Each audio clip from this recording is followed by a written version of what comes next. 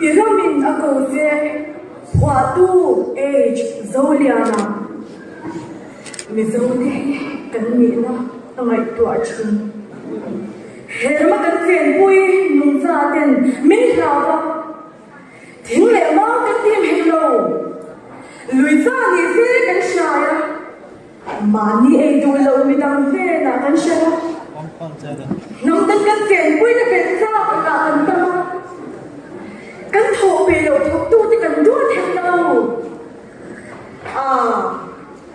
kan chen pui zong sau ti an se le lo ba Julian, Rain kan siya manita berli. Kan charai ente Heram anta daman ko andalo. Kan papaten, it's my life din. Du tanan nila. Du hun an ko ba? Ansu, an huwa, an si. Rui lan rui tete. Ayaw pa, zaan abozawa. Nule pa, ang sakit lo. Siyado, siyasiyasiyong kuwan tamta. Maani ina ako nila ang lagaan nga zata. Asyok notong, sabin pay naman o ba? Maani zilay siyam ni silogin. Ang silaw lang takan siya kay Pusi. Mitilo menzana dar phone pakhat poming thelo dai war ka ngai lo ti Facebook na dai war pele si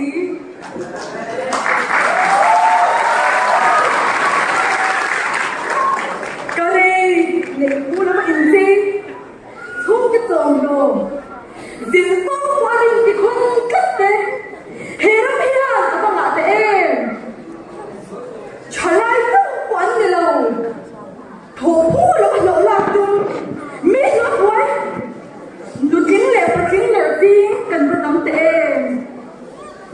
tiếng thở mình tấm nè không biết thì là quay rất lại bốn hoa mà như cùng mũi lại tấm mắt lộ kính nó bó chết bây giờ cái tấm nó răng dù răng tôi bị thâu răng khen gì xì xuân kan miệng kan mấy đó đất đi nilo pem lo be kan rong hi ala slipet lo gasin eru antammo eru du lo tam ta kan ong gasin kam ba so ngai midang tan nun pinang tam ta kan nuna thiam him Christian tu kadin lo ba pasal ne lo mam nuna dapre be na sumakhato kan be